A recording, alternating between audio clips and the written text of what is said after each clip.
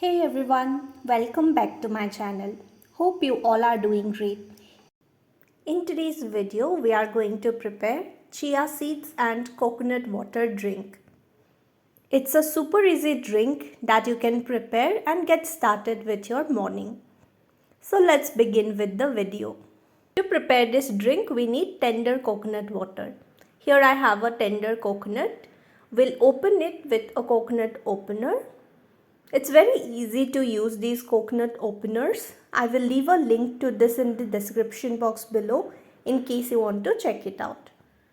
Now we'll pour the coconut water in a saucepan.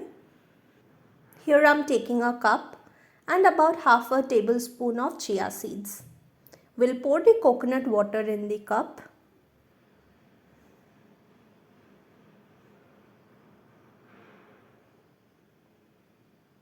Chia seeds tend to form lumps, so you need to mix it really well. This process will take about 2 to 3 minutes. There are tons of health benefits that you get by adding chia seeds in your daily diet.